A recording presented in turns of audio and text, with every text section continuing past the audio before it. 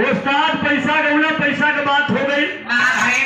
अब तनी और ननका हमरे ठे गीत गौले रहा, बतावे तला कि सुपुनखी के नकिया कहे कटल। बताओ ना कि सुपुनखी के नकिया कटल कहे।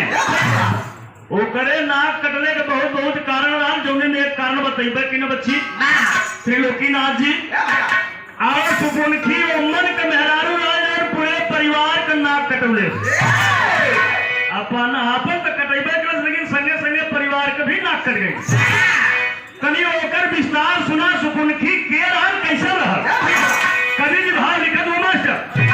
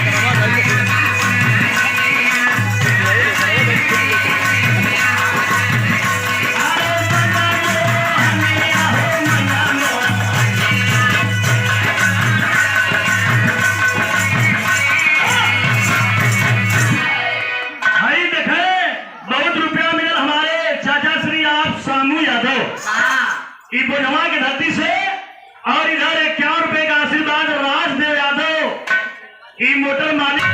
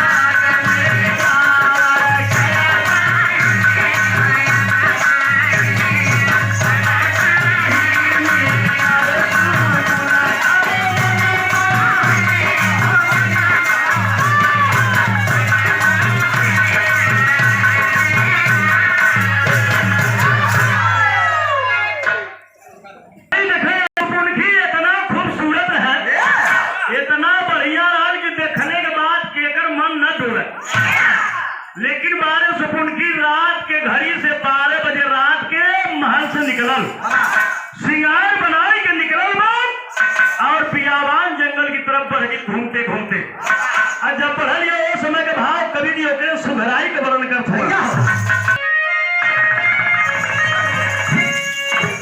तब खूब सजा करके सिंगरवा, अरे खूब सजा करके सिंगरवा,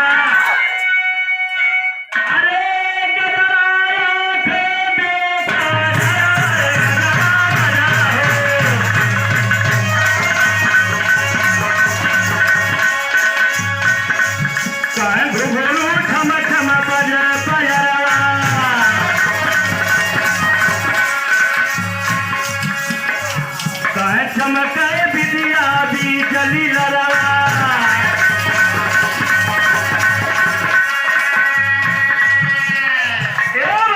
देखा गीत को बोलवा मेहरारू के बड़ी दुख बा। थाईलैंड घूमले के बाद जौने समय ओकर बाप मतारी बियाह कर देलन, ले जाके मर्दा खेती में खटावत हो, खेती में खटावत है तब मेहरारूआ शिकायत करत है अपने मर्दा से।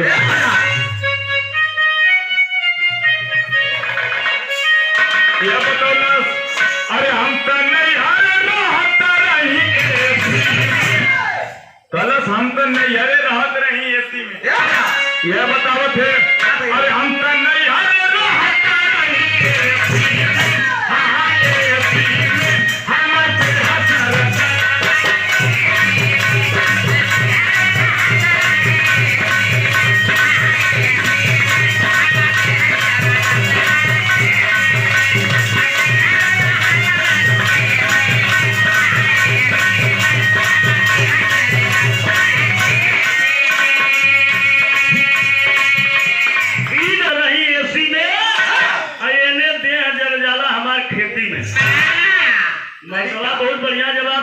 बच्ची मर्द जवाब दे दिया चलो जॉन तू हाईलैंड थाईलैंड कुल घूम के आल हुए एसी वाला अगर ईपी वीपी कुल भैल हुई ऐसे कट जाई कोने से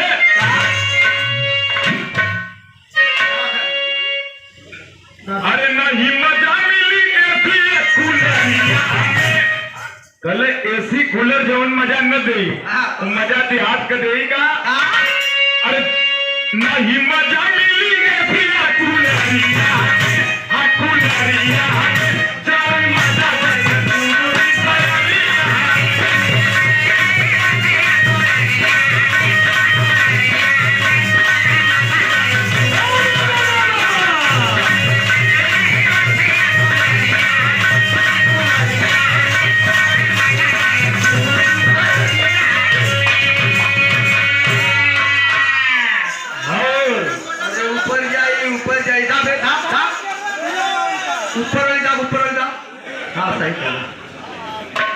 अच्छा तेरी बगले खड़ा होकर लड़का चाप नहीं जेके जानकारी न बटन कर है तब मतलब ट्रांसफार्मर पर कागज था ए भैया चमके विदिया बीच ली लड़वा ओकरे सिंगार के बरन कभी नहीं अपने कलम से कहिया कि सुपुनखी रहे कैसा कितना बढ़िया सजावट बनावट कह के जान कहाँ रहा तेरी के लाइन है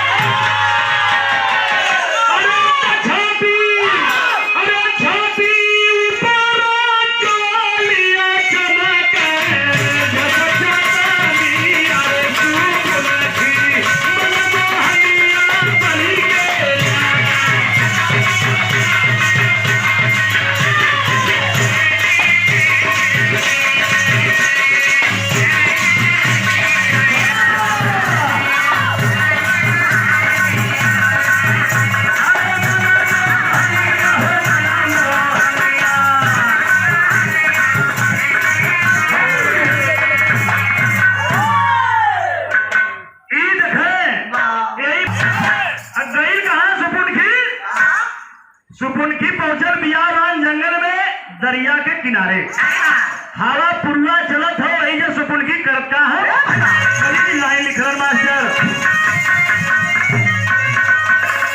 अरे जवानी परना काबू पाई अरे जवानी परना काबू पाई अरे झूमत कहे चलनी पलखाई झूमत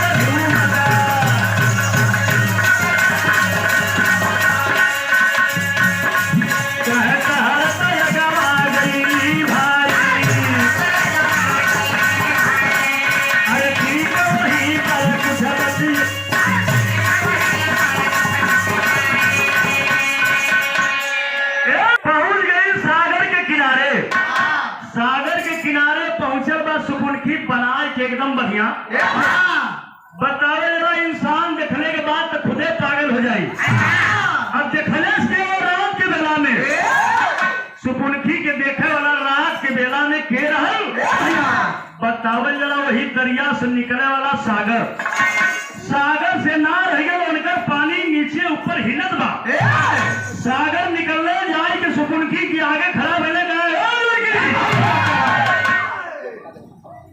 के आई के आई इतनी रात के बेला भैया बना के सिंगार घूमा थी तोरे घरे को बोले वाला ना हो सुपुनखी कहले कि सुना तो वही तो एक मन से धूल उकला हमारे सामने हुए इतनी ए बेला में हम तो अपने घरे से निकलले का हमार बहुत प्रपोजल बा देखे क्या पुरस्कार राजू यादव के देख के उनका ईमान बिगड़ गया भैया दिखाया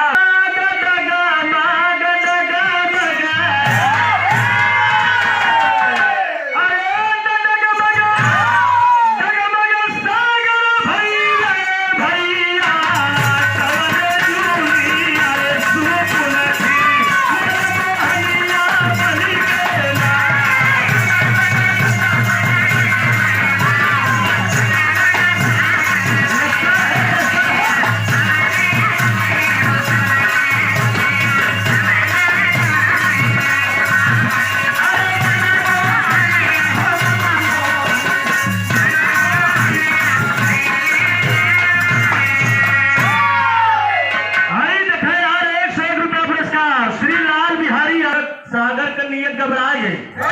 जब सागर का नियत घबरा गई तो यार सागर सुपुनखी के बढ़ावत हुआ तो यहाँ दिखाए एक लाइन गीत लगे गाना के अंदर।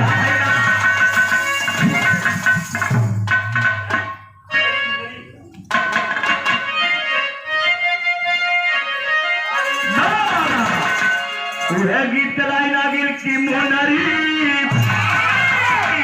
अरे मोनरी धील भाई मोरे राजा, मोनरी धील भाई मोरे राजा, नैनाई हो गए राजा, मोनरी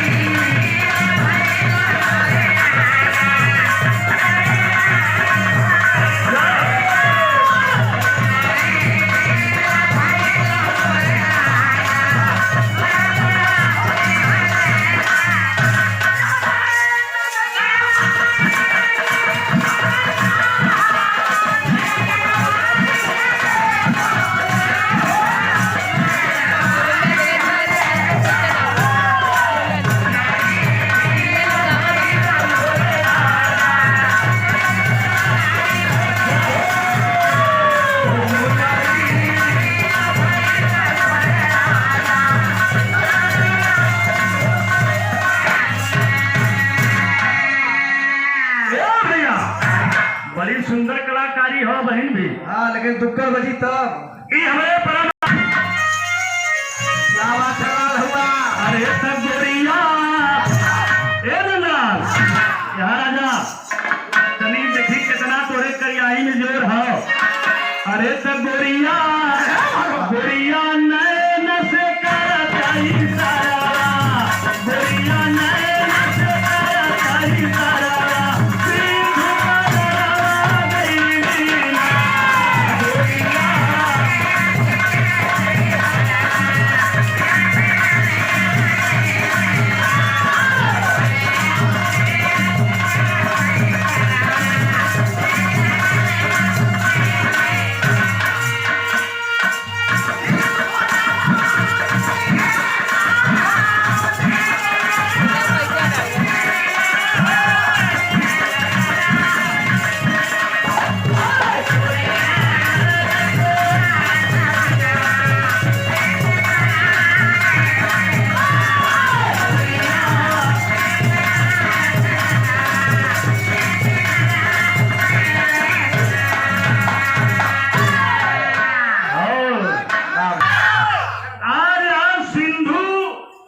दरिया से निकलने वाला सिंधु सागर, सिंधु नदी के किनारे सागर और सुपुनखी की नजर लड़ गई। जब नजर से नजर लड़ा तो नजर चार भई, जब चार हो गई तो प्यार की शुरुआत हो गई। तो कवि जी भाव का दिलन, अरे जस पपिया जल स्वाति पाई,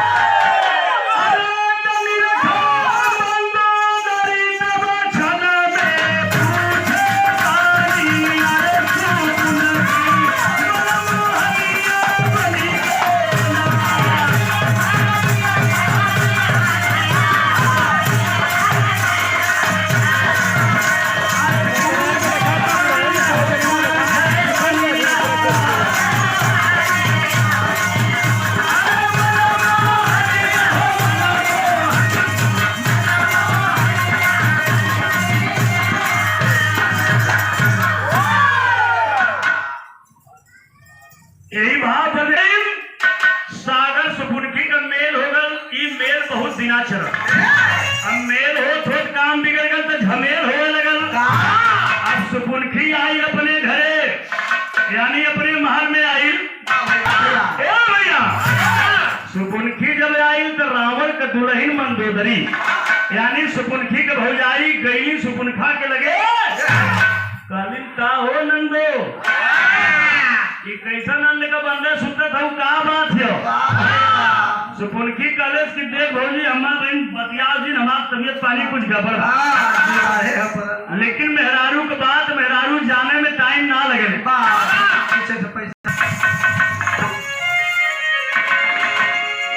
अच्छा तो अगर हम जबले बोला छोड़ के बैठल रही जब साहब मास्टर लाइन था ना तभी टोवा लग गया कि हम कहाँ बोलल है बड़ी गलती तो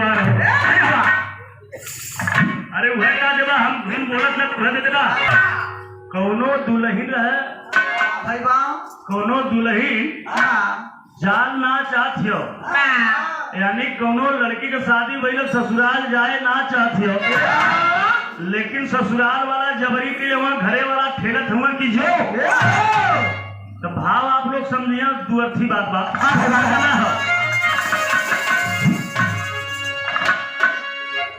गीत तो है लाइन बा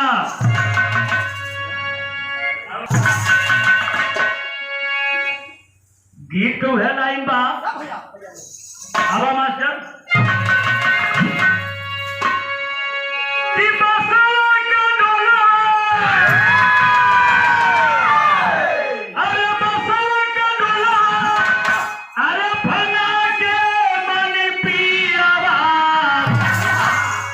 जबरी से ही न बना के मान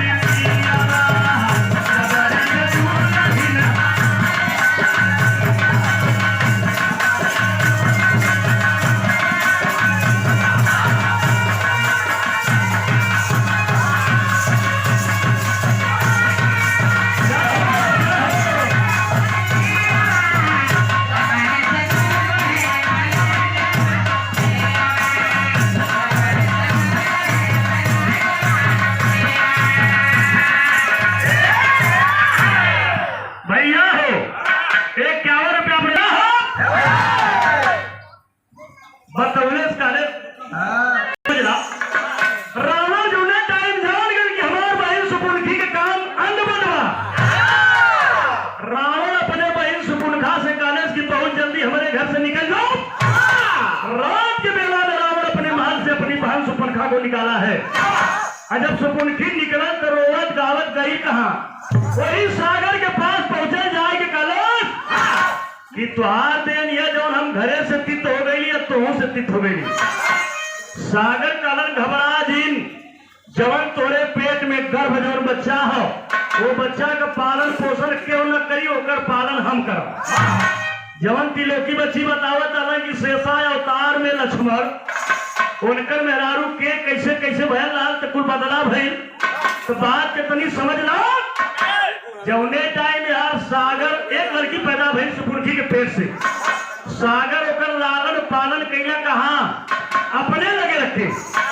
जियौना ठियौना जब सयान भइल तो सागर सोचे लगल कि बिटिया का बियाह हो के चाहिए। बियाह करे बदे देवनाथ भैया कहाँ के ले जाना था, बियाह करे बदे राम के लगे गल रहा।